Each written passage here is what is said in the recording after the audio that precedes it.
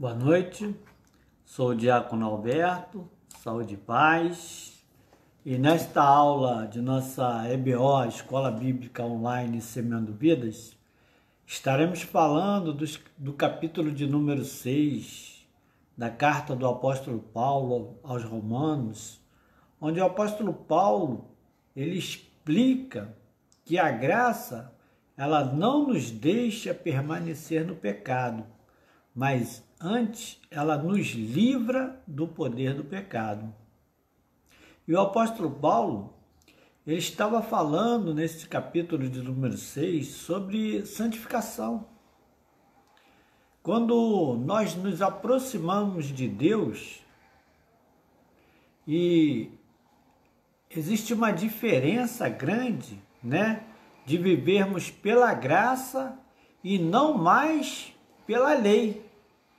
Isso que o apóstolo Paulo está explicando nesse capítulo de número 6. Ou seja, o apóstolo Paulo, ele era um zelote da lei, O zelote é do grego zelotes, ou seja, zeloso, E é dessa forma que o apóstolo Paulo ele falou de si mesmo, Como ele sendo um zelote religioso.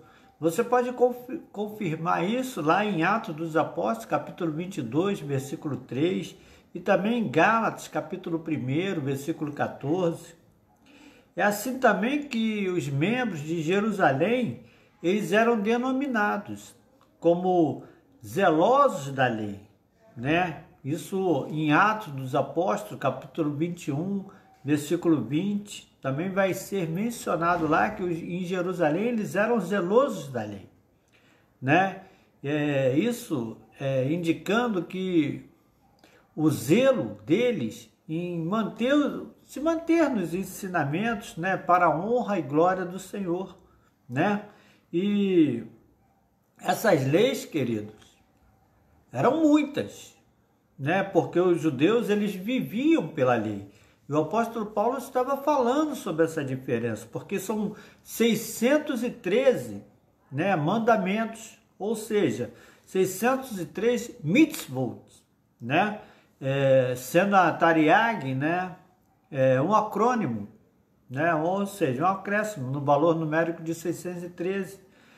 E isso é o conjunto de todos os mandamentos que, de acordo com o judaísmo, eles constam na Torá, ou seja, os 5 livros de Moisés, que nós, que somos leitores da Bíblia Sagrada, conhecemos como Pentateuco, os 5 primeiros livros da Bíblia, que de uma forma geral, amados, a expressão a lei de Moisés, e em hebraico, Torá Moshe, também ela é utilizada em referência ao corpo legal judaico, E apesar de terem havido muitas tentativas de codificar, e enumerar os mandamentos contidos na Torá, a visão tradicional é baseada numa enumeração feita por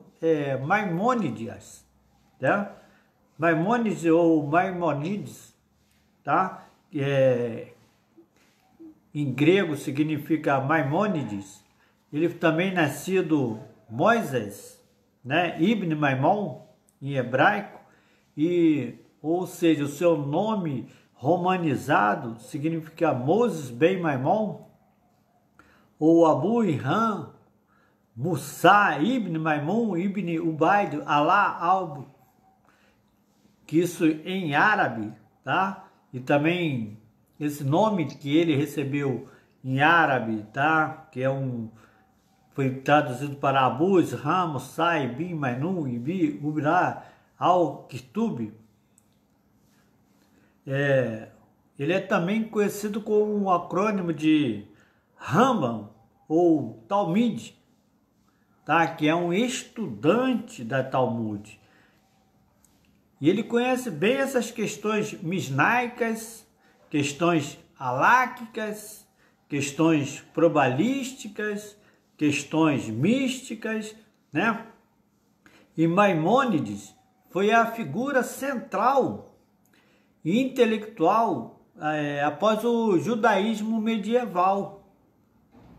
E hoje esse Maimônides, ele é a segunda autoridade no que diz respeito à lei dada a Moisés no Sinai. Ou seja, só ele, Moisés, ele conhece a lei tanto quanto Moisés, porque recebeu do próprio Deus, né? Ele foi nascido em Córdoba, no Império Almorívada, mas isso não vem ao caso. Mas nós precisamos entender que nós estamos numa escola bíblica dominical, então online, então nós precisamos conhecer um pouco mais, além da carta dos Romanos, porque esta carta aos Romanos, ela estava falando que o povo vivia debaixo da lei e não da graça, né? O apóstolo Paulo vai ainda explicar a eles o que é viver sobre a graça, porque eles conheciam bem a lei, né?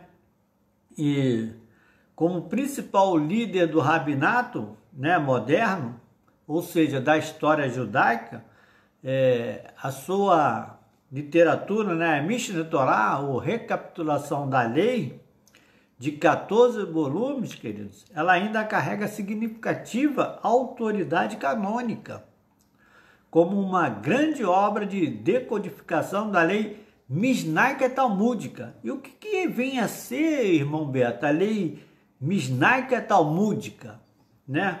O Talmud,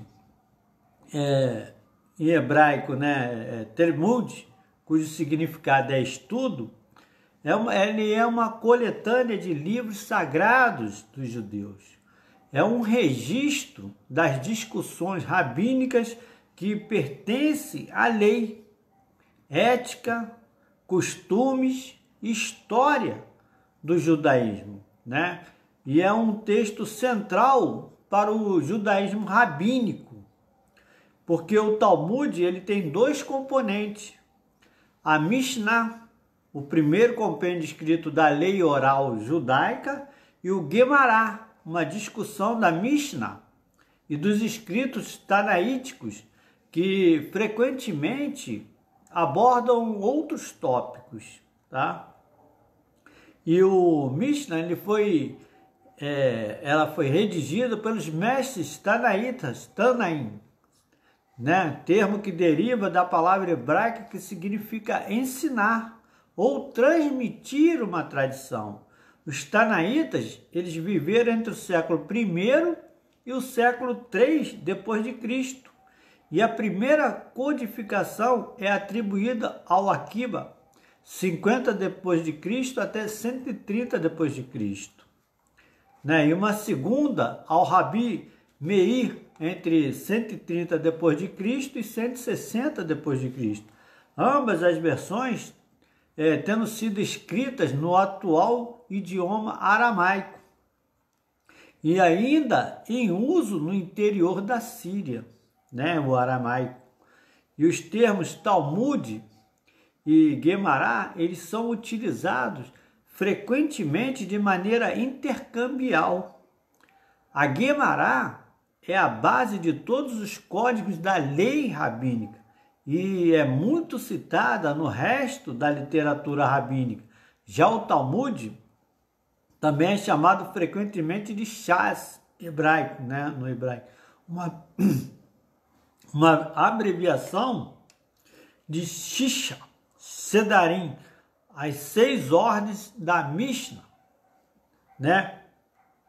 E de acordo, queridos, com essa tradição, esses 613 mandamentos, eles estão divididos em 2 mandamentos, tá? São 613 mandamentos de lei, né? E dividido em 2 mandamentos.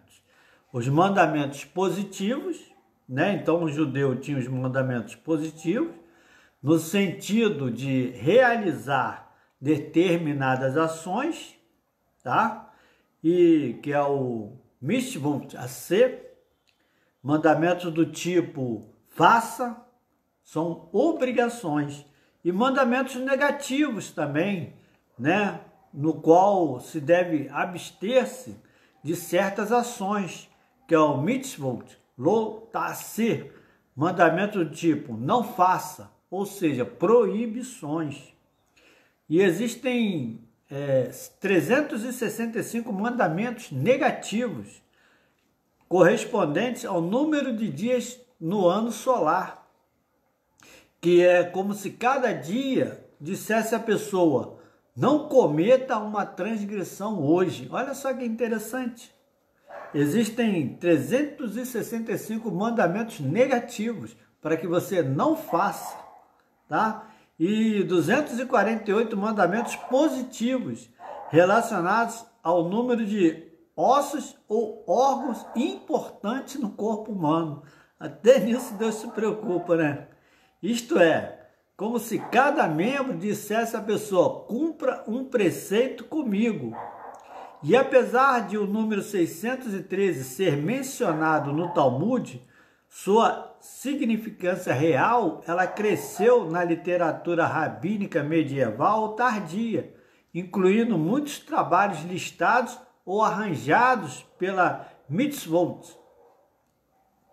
E 3, dos mandamentos negativos, eles envolvem a hierarquia vel al avor, que significa que uma pessoa ela deve se deixar ser morta em vez de violar estes mandamentos negativos, tá? Então a pessoa preferia morrer a fazer a coisa de forma errada.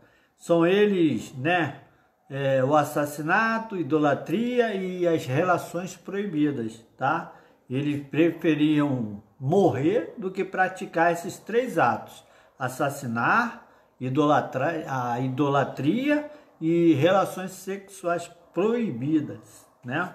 E muitas das mitzvot, elas não podem ser observadas a partir da destruição do templo em 70 depois de Cristo, porque apesar delas ainda manterem grande significância religiosa, de acordo com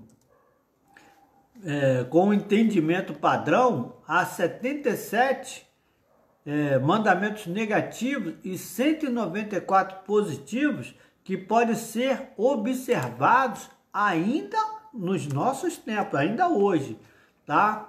E há 26 mandamentos que se aplicam somente dentro da terra de Israel. 26 mandamentos só podem ser cumpridos dentro da terra de Israel. E além disso, existem alguns mandamentos que são baseados em tempos das quais a mulher está isenta. Exemplos: inclui shofar, sukkah, lulav, tzitzit, tefilim. Alguns dependem de um status especial da pessoa no judaísmo, como Koanim, enquanto outros se aplicam apenas aos homens e outros apenas às mulheres. E o significado dos 613, tá? De acordo com o Talmud, um verso bíblico, ele afirma que Moisés, ele transmitiu a Torá de Deus para o povo judeu. E Moisés, ele nos mandou a Torá como uma herança para a comunidade de Jacó. E o Talmud, queridos, ele relata que o valor numérico hebraico, a gematria da palavra Torá, é 611. E combinando os 611 de Moisés com os 2 recebidos diretamente de Deus, somam-se os 613, as 603 leis ou mandamentos. Os 2 mandamentos que Deus entregou diretamente aos judeus foram os 2 primeiros dos 10 mandamentos. Isso pode ser visto a partir do fato de estes estarem escritos na primeira pessoa, tá? E o Talmud, ele atribui o número 613 ao rabino Sinlai, Nas outras, sábios clássicos, tá?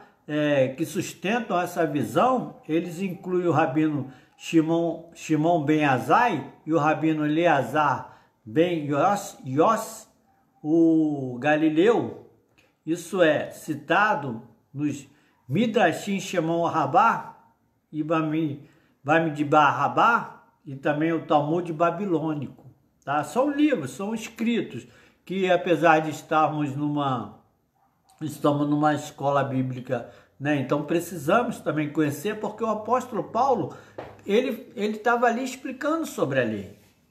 E nós precisamos entender por que os judeus eles viviam debaixo da lei, né? Então eles tinham essas 613 leis ou mandamentos para que eles tivessem que cumprir, sendo que eles dividiam em 365 negativos, não faça, né? E 248 que poderia ser feito, mas dividido também entre homens, mulheres, né? Então eram muitas leis, né? Porque muitos filósofos e místicos judaicos, né?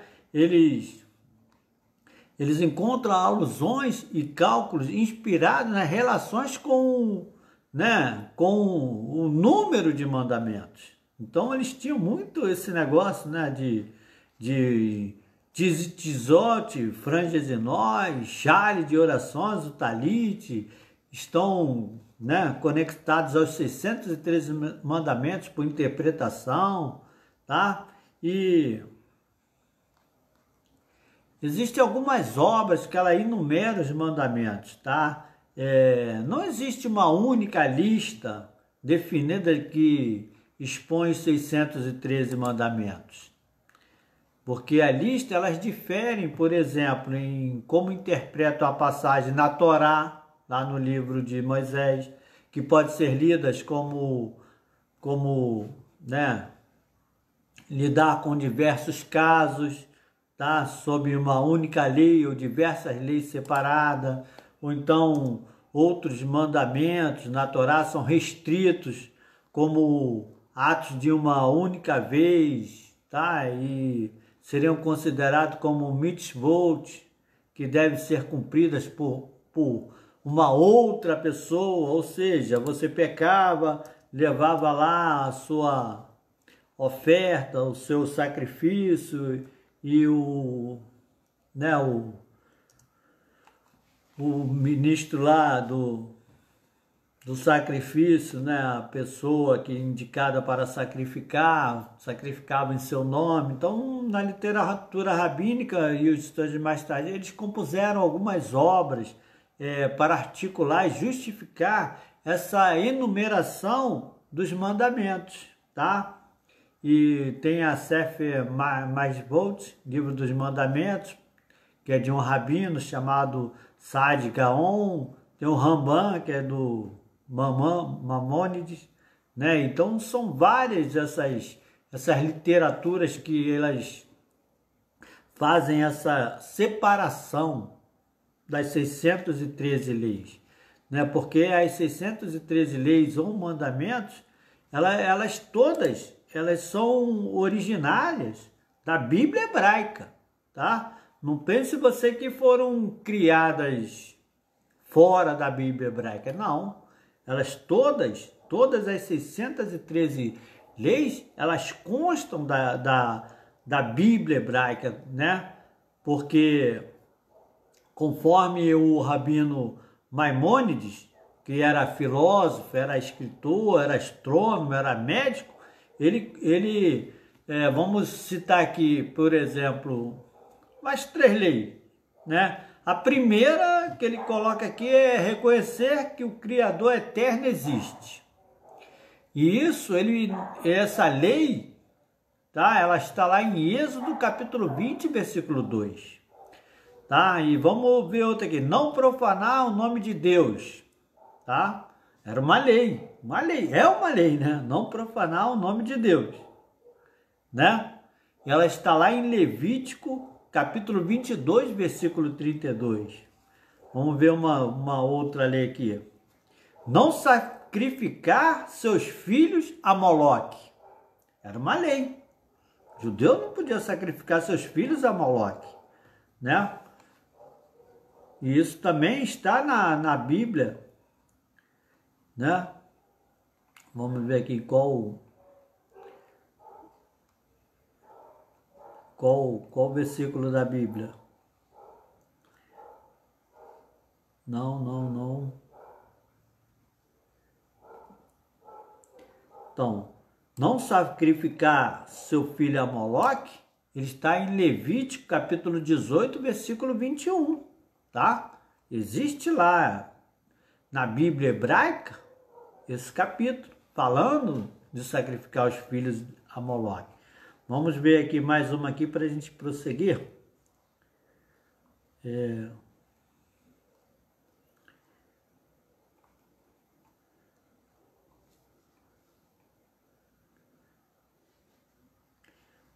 Essa aqui. Um homem não deve casar novamente com sua ex-mulher depois que ela se casou com outra pessoa, né? Deuteronômio, capítulo 24, versículo 4.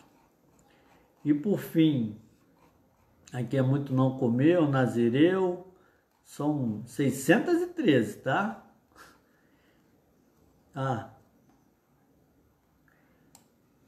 Essa aqui é muito boa, né? Pra gente que tem uma dívidazinha, liberar todos os empréstimos durante o 7º ano. Isso você encontra lá em Deuteronômio, capítulo 15, versículo 22. Então, o que eu quero frisar é que todas essas 613 leis, elas constam da Bíblia. E o apóstolo Paulo, ele estava explicando, né, aos judeus que viviam debaixo desta lei, que agora a libertação dos grilhões do pecado e a graça, ela não nos deixa permanecer mais no pecado. Porque antes disso, ela nos livra do pecado. E agora nós não estamos mais vivendo debaixo da lei. Não que a lei tenha sido extinta ou abolida, não. Mas o apóstolo Paulo estava dizendo para eles que agora nós estávamos vivendo debaixo da graça. Vamos entender um pouquinho esse capítulo de número 6? Abra sua Bíblia comigo. Romanos, capítulo 6.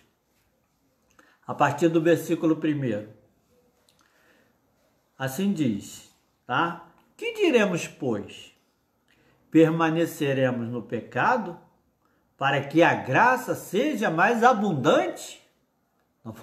Né? Já que nós estamos vivendo pela graça, vamos pecar à vontade, né? De modo nenhum. Nós que estamos mortos para o pecado, como viveremos ainda nele? Ou não sabeis que todos, quanto fomos batizados em Jesus Cristo, fomos batizados na sua morte, de forma que fomos sepultados com ele pelo batismo na morte, para que, com Cristo, ressuscitou dos mortos pela glória do Pai, assim andemos nós também em novidade de vida. Porque se fomos plantados juntamente com ele na semelhança da sua morte, também o seremos na da ressurreição. Sabendo isto, que o nosso velho homem foi com ele crucificado, para que o corpo do pecado seja desfeito, a fim de que não sirvamos mais ao pecado. Porque aquele que está morto está justificado do pecado. Ora, se já morremos com Cristo, cremos que também com ele viveremos. Sabemos que, havendo Cristo ressuscitado dos mortos, já não morre. A morte não mais terá domínio sobre ele. Pois quanto a ter morrido de uma vez, morreu para o pecado, mas quanto a viver, vive para Deus. Assim, também vós considerai-vos como mortos para o pecado, mas vivos para Deus, em Cristo Jesus nosso Senhor. Não reine, portanto, o pecado em vosso corpo mortal, para lhe obedecerdes em suas concupiscências. Nem tampouco apresenteis os vossos membros ao pecado, por instrumento de iniquidade, mas apresentai-vos a Deus como vivos dentre os mortos, e os vossos membros a Deus como instrumentos de justiça. Porque o pecado não terá domínio sobre vós, pois não estáis debaixo da lei, mas debaixo da graça. Pois que pecaremos porque não estamos debaixo da lei, mas debaixo da graça? O apóstolo Paulo volta a repetir lá no versículo de número 15, tá? Pois que pecaremos porque não estamos debaixo da lei, mas debaixo da graça? De modo nenhum. Não sabeis vós que a quem vos apresentardes por servos para lhe obedecer, pois servos daquele a quem obedeceis, ou do pecado para a morte, ou da obediência para a justiça? Mas graças a Deus que, tendo sido servos do pecado, obedeceste de coração a forma de doutrina a que fostes entregues. E libertados do pecado, fostes feitos servos da justiça. Falo como homem, pela firmeza da vossa carne, pois que assim como apresentastes os vossos membros para servirem à imundícia e à maldade para a maldade, assim apresentai agora os vossos membros para servirem à justiça para a santificação. Porque quando ereis servos do pecado, estavas livres da justiça. E que fruto tinheis então das coisas de que agora vos envergonhais? Porque o fim delas é a morte. Mas agora, libertados do pecado e feitos servos de Deus, tendes o vosso fruto para a santificação e, por fim, a vida eterna. Porque o salário do pecado é a morte, mas o dom gratuito de Deus é a vida eterna, por Cristo Jesus, nosso Senhor. E o que o apóstolo Paulo ele quer falar com os romanos, né? Nesse capítulo de número 6, né? Na qual nós vimos que temos a lei, temos o pecado, né? Mas que agora vivemos por conta da graça, né? E o apóstolo Paulo está tratando aqui da santificação do homem, porque a mudança que Deus faz em nossas vidas, né, é à medida que nós nos aproximamos dele. Quando nós nos aproximamos de Deus, ele se aproxima da gente, né? E nós podemos nisso crescer na fé. E esse capítulo 6, ele é explicado como os cristãos, eles são libertos do poder do pecado, queridos, né? Porque nesse capítulo é discutida a luta permanentemente que os crentes eles mantêm com o pecado, né? E se Deus ele ama perdoar, por que não dar a ele mais razões para nos perdoar? É uma pergunta que o apóstolo Paulo faz, né? Se o perdão ele está garantido, nós temos a liberdade de pecar o quanto quisermos, já que, não, já estou perdoado, então vamos pecar mais um pouquinho? Não. A enérgica resposta do apóstolo Paulo é: claro que não. Pecar deliberadamente implica decidir por aproveitar-se de Deus, né? Tal atitude, ela demonstra, queridos, que a pessoa, ela não compreendeu a gravidade do pecado. O perdão de Deus, né, ele não torna o pecado menos grave.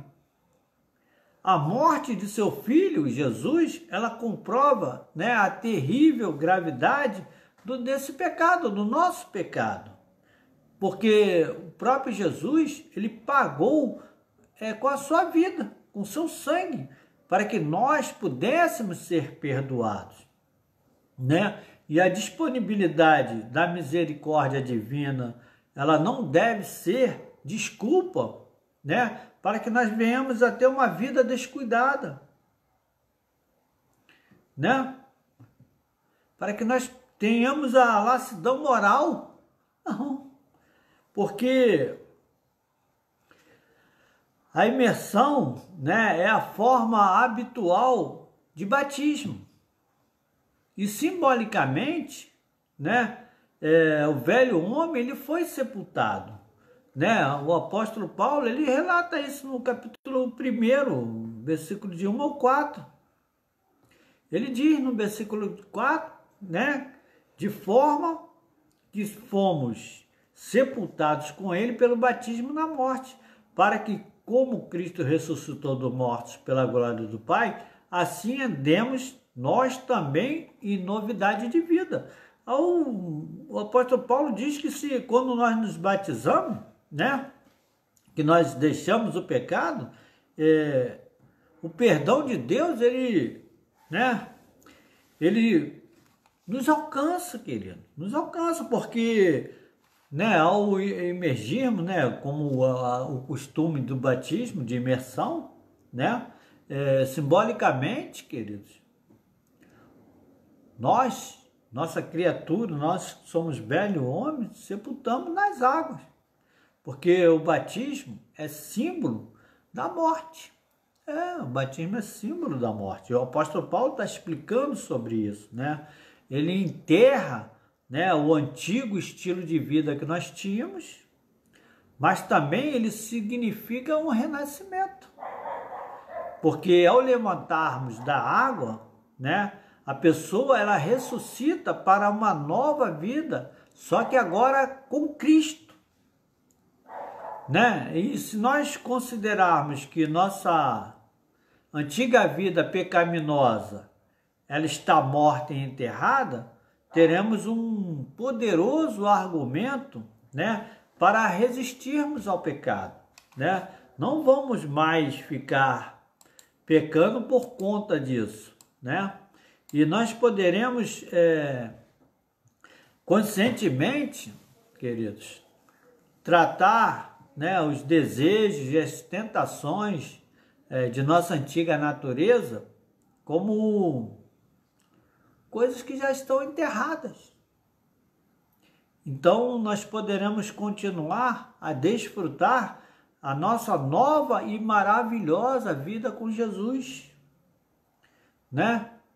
A gente vê quantos personagens bíblicos nós vimos. Saul pecou por desobediência, Davi, né? Mas Deus perdoou os pecados de Davi. Davi era um rei segundo o coração de Deus. Deus perdoou os pecados dele. Mas a consequência do pecado foi algo desastroso na vida de Davi e de toda a sua família. Porque o pecado, né? A gente consegue destruir a família inteira quando nós vivemos a prática do pecado. Né? Vamos botar assim um exemplo bem claro. Aquela pessoa que vive, né, no mundo das drogas, ele não está só se destruindo ele e pecando, ele está destruindo a família dele toda. Porque toda a família fica desesperada. A pessoa dentro de uma boca, né, dentro de um local de venda de drogas, a pessoa viver ali dentro, como é que destrói toda uma família? Tem muitas famílias que, deixa para lá. Não. O apóstolo Paulo, ele se diz o pior dos homens. E aí? É um dos maiores evangelistas, né? O maior, né? Que pregou o evangelho em todo lugar que foi, fora, né? Que fundou várias igrejas, tá? Então, o renascimento de Cristo, nós somos seguidores dele. Então, Cristo morrer e ressuscitar, nós também renascemos das águas, nós ressuscitamos também, né? Como fomos unidos a Cristo agora, depois de sua morte, os nossos desejos iníquos e a escravidão dos pecados, eles morreram com Cristo. Ele agora, unidos pela fé em Cristo, o ressurreto, né? Gozamos uma perfeita comunhão com Deus, porque fomos libertos, né, de todos os grilhões do pecado. E o poder, né, o poder do pecado sobre nós, ele foi destruído na cruz. Nosso velho homem morreu definitivamente. O apóstolo Paulo está mencionando isso lá no capítulo 6, versículos 6 e 7. Porque a nossa natureza, ela foi herdada de Adão, né? Herdamos de Adão, que amou o pecado. Embora muitas das vezes nós cooperamos voluntariamente com essa natureza, porque não somos nós, mas o pecado é que é mal. Mas esse poder que operava em nossa vida, querido, já foi derrotado quando nós entregamos a nossa vida a Jesus.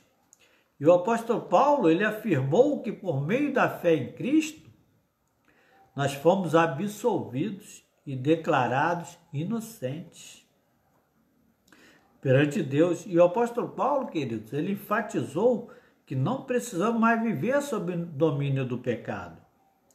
Deus não nos isola do mundo, nem nos transforma em robôs. Ainda nos sentiremos inclinados a pecar, mesmo conhecendo Cristo, né? E às vezes até mesmo pecaremos. Aquele que diz que não tem pecado, este é mentiroso e faz de Cristo mentiroso. A diferença é que antes de sermos salvos, nós éramos escravos, né, de nossa natureza pecaminosa.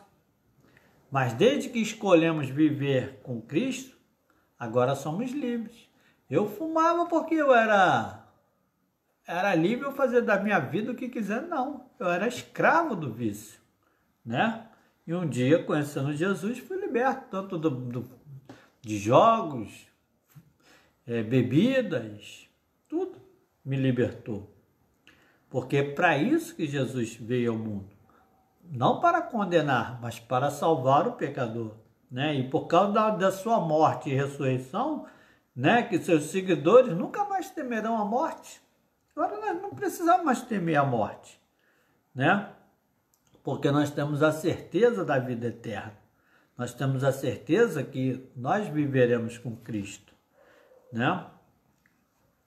E o que Deus fez a respeito do pecado?